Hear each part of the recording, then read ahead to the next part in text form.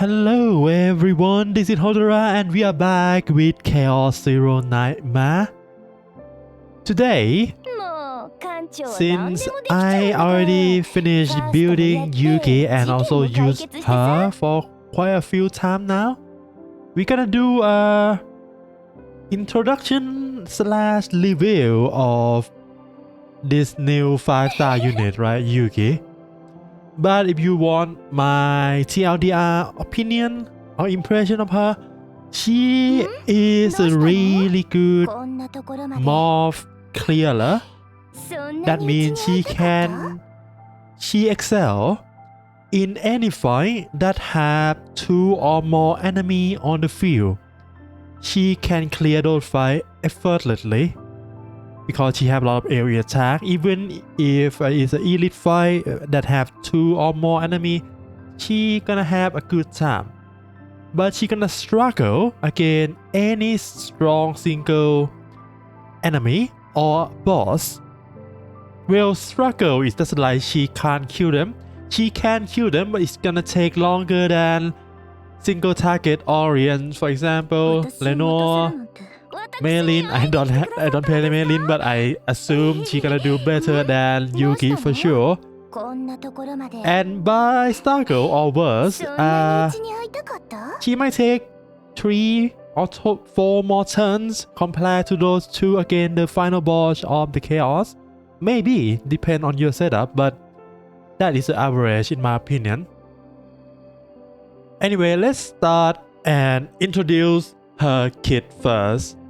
And I'm gonna show you the gameplay later. Yuki is a striker and her attribute is order, a green attribute. Her main point or her main kit is inspiration. Inspiration is a tag. This tag already in the game before Yuki introduced, but only on neutral card. What this tag is basically the effect gonna be trigger when you draw this card with ability. You need to separate this from attunement. Attunement, for example, here, attunement 1 mark from Selena. It's gonna trigger when you draw this card. Even at the start of the turn, it's gonna trigger. But for inspiration, it's gonna only trigger if you draw with ability.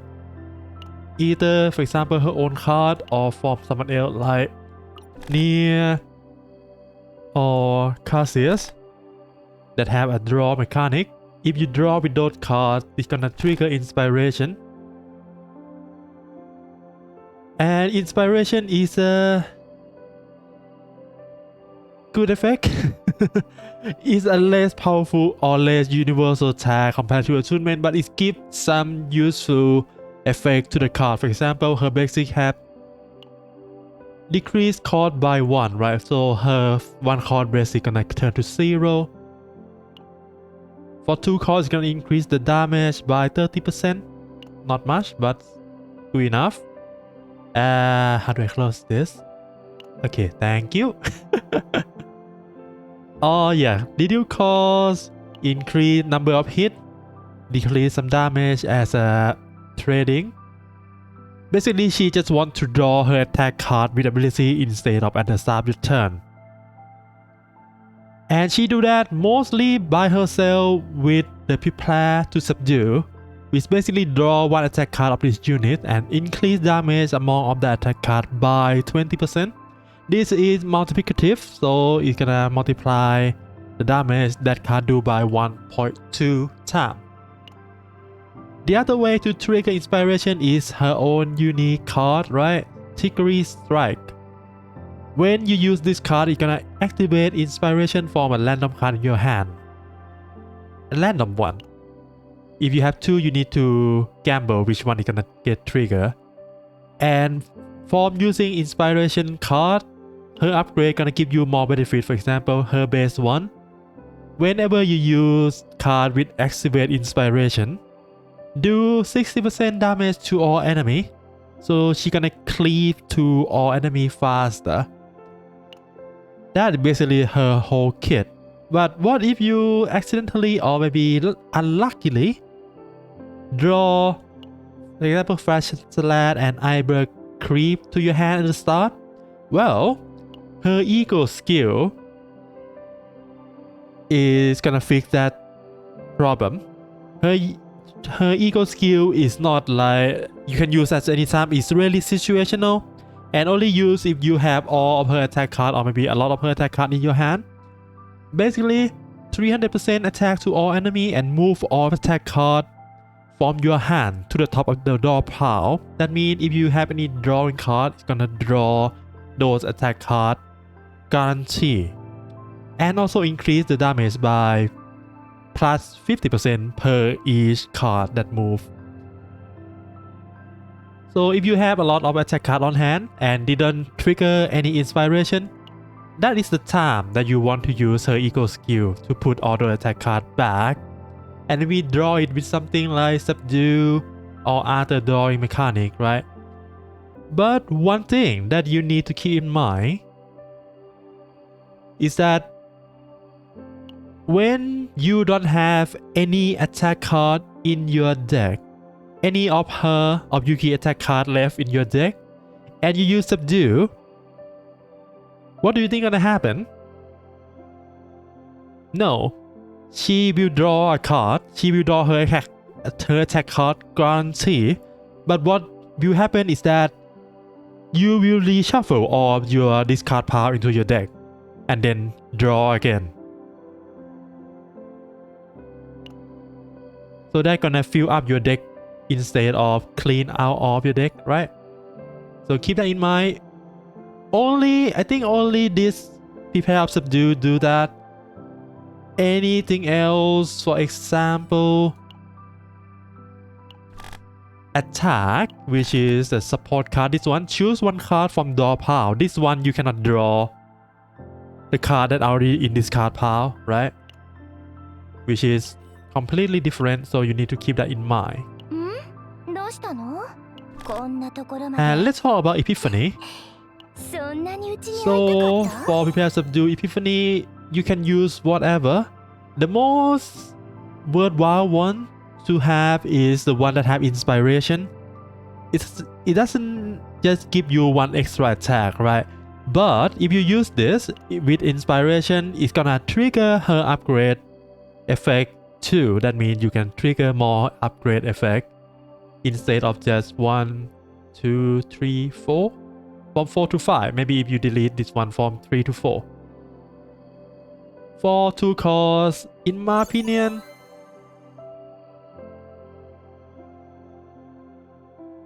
increased damage. Increased damage is the best one in my opinion. With inspiration, of course. Or if you want decrease cost by 2 is alright. I feel like Flash Slash inspiration is not your priority. Priority is prepare to subdue and freezing blade. Hickory strike in terms of inspiration. Retrain and retrieve is quite nice to trigger a lot of inspiration with its own card. Or you can just turn this card into another card with inspiration, right? With 300% damage and inspiration reduce cost by 1. That also works.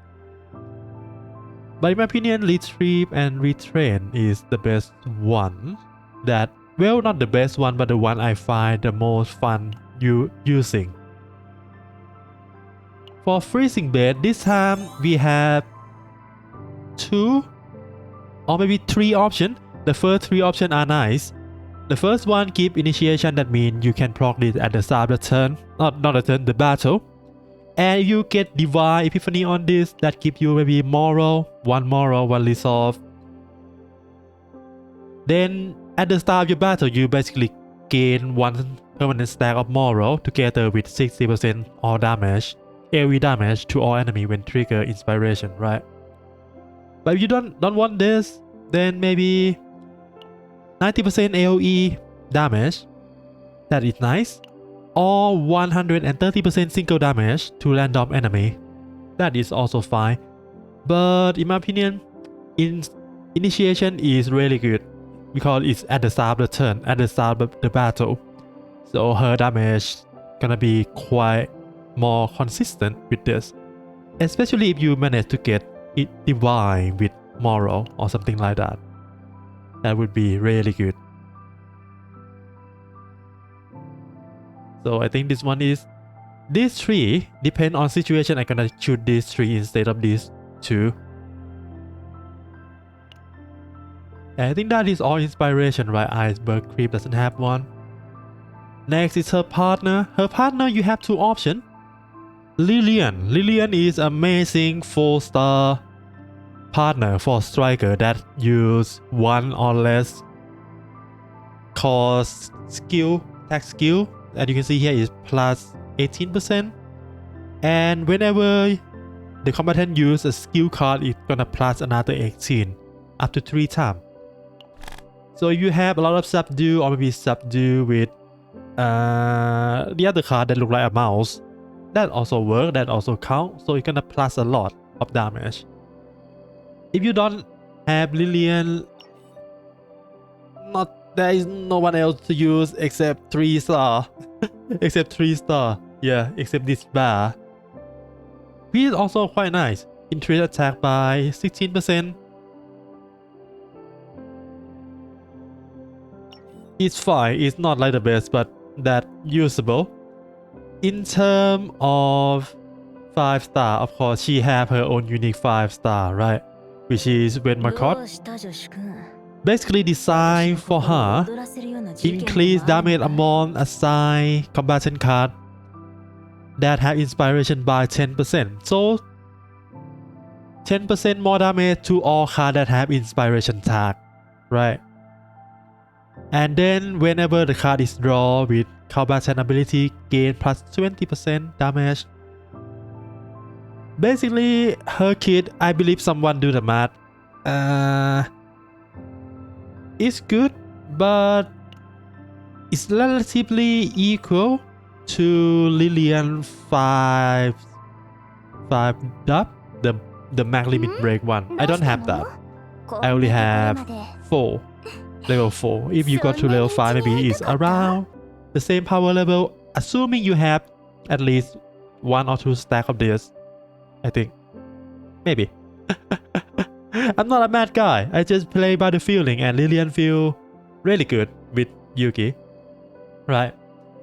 And for her potential, nothing much here except this is the most important one. In her whole potential, this is the most important one in my opinion, because it gives inspiration to 2 of your basic attack, the cost reduction and increased damage, right? If you don't have this potential unlock, she's gonna feel really bad to use without deleting those basic skills. But with this, you can only just remove her shield and she's gonna feel quite alright. And for her last potential, she need at least 600 attack. That is really easy to achieve, but to get maximum potential here at plus 10 to Flashlight and Iceberg Creep, you need 1,000, not 1,000, 900 above 50, 900 total damage, which is quite hard to get. Example, I only have 800 with gear, with gear from chaos. I don't even reach 900 with this, sadly. Well, with zero system buff, she gonna reach 900, so that's fine. But anyway, that is something to pay attention to, right? And lastly, well, not lastly, memory fragment. Not fully built. Well, this is what I gonna just use because I can push her more, but not gonna do that. I just gonna try to build for someone else instead, because I feel like her firepower is quite alright currently. So attack and crit damage. If you want, you can go for basic attack card if you want to do that. If not, HP maybe to increase your total max HP of the unit. Oh, yeah, one thing to keep in mind. どうしたの If we こんなところ compare, まで you might think her attack is low. It's low on purpose because her base attack is quite low already, 476. Compared to Lenore is 500. Selena is 497. So she have less base stat than 4-star unit. In exchange, she have more balance for HP and defense, right? Compared to this guy. So she, if you have her in your team, your HP should be quite high. That is what I'm trying to say. And lastly, Manifest Ego, her doof. Add the first one, remove damage to hit for Iceberg Creep. That means it's gonna just plus 1 hit. If you can trigger inspiration 2-3 times, then it's gonna be plus 2 plus 3 hit. That's gonna be quite nice to clear all the enemy just from just one cost card, right? Add 2 doof. At the start battle, activate inspiration card of this unit draw at the start of the turn for 2 turns. For the first 2 turns, you're gonna activate inspiration of all the cards in your hand when you draw from your deck, which is alright. Well, during chaos it's gonna be fine because the first turn you can also draw her attack card, second turn too. But in farming scenario, usually you're gonna use first turn to do some setup. That is what I do. So this is gonna waste 1 turn of this already. But yeah, in chaos it should be fine. The third one, her ego skill increase damage and increase damage from her card put back into the deck. Nothing much. On the fourth one, gain a new type of buff. 1 sword dance each time that you need to use a card that draw from ability. Sword dance increase damage of the card this unit used by 10% for 1 turn, max 2 stack. So she have passive 10 or 20% damage increase whenever you draw a card with ability. The fifth one is just increase in potential level, and the last one, increase max stack of blade dance, not blade dance, sword dance, and increase damage amount by 15% instead of 10. So it's gonna be 45% damage increase every time you draw a card with ability, up to 3 stack. Quite a huge damage boost if you manage to get all 6 doof. But in my opinion, her damage potential is already quite high already. And let me show you damage, I guess. Let's do the map that I haven't done before. This one. Ooh, this guy is single target, but well.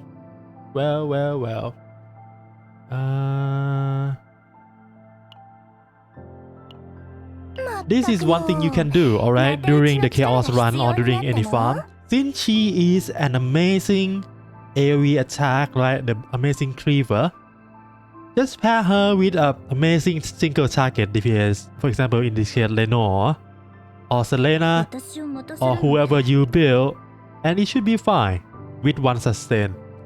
Because if you can clear the enemy fast enough, you don't need to worry about taking a lot of hit, right? And most of the time you're gonna struggle when there is a lot of enemy on the field. Okay, that's good. So we're gonna do just a little bit of buff. Now, let's see. Okay, let's do this first because this card I have. Really? Well, fine. Let's get the Iceberg. Iceberg Creep. I'm gonna do this. And now that should clear, right? If it's creep. Yep. Nice damage, right? 1,000. That is totally fine. That is totally fine, in my opinion.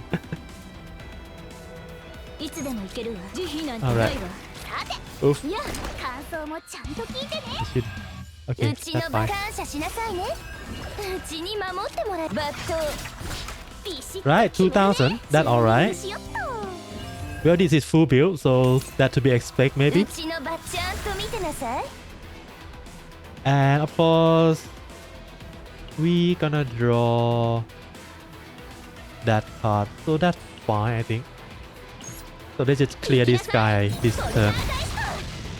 Oh, we don't need that. Woof. Alright, that's fine, that's fine. Okay, anything is good to trigger. Let's use this. And you can see here, you're gonna reshuffle all the discard into your deck. Right.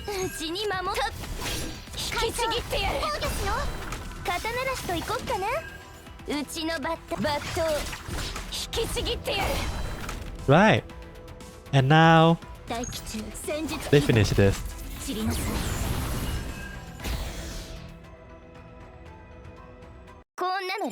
So as you can see, she is an amazing AoE damage dealer. She gonna struggle a little bit against single damage enemy, but single target enemy.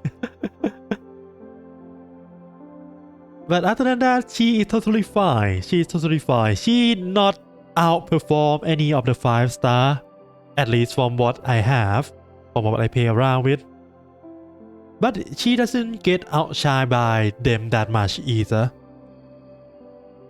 And I believe she gonna be strong whenever she gonna have a higher value whenever the game give us a boss fight that have multiple targets or a challenge that have a lot of wave of enemy to clear. She gonna excel in those scenarios for sure. But for now, she gonna feel a little bit underwhelming because, as you know, seasonal contents, we have what? Nebula Distortion, which is basically just single target boss fight. So she's not gonna do well in this. She can clear them, don't get me wrong, but she gonna clear them harder than other units. And the chaos is not gonna benefit her much either, because most of the enemy on this chaos either weak to void or passion, not order.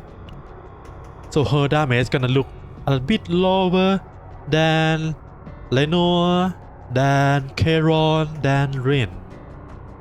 But I used her in high difficulty chaos lab 0 before, and she can clear enemy that have multiple targets. Example, the dog guy, right? The dog guy, this elite, this eyeball setup, this fucking alpaca, and also this shadow thing. Yes, she can clear this easily. Well, she gonna have struggle against this single target thing though. But yeah, that is a trade-off, I guess, right? And yeah, that is all I think I want to talk about Yuki. She is fun to play. She is really fun to play, but don't expect her to be the most broken unit in the game. I feel like so far, in the 5-star lineup, everyone firepower is around the same level. There is some outlier. Melin, Halu, question mark. She can do one single hit, but well, she is fine. But Melin is like the most outlier we have currently, because she can do more than 10,000 damage per turn with a good setup.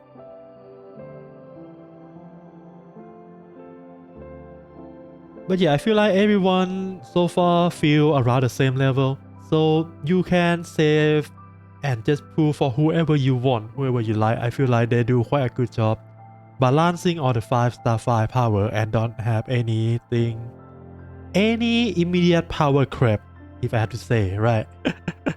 Alright, that is all for me today. I hope you have fun playing video game. Good luck with your gacha, and see you again next time. For now, bye bye.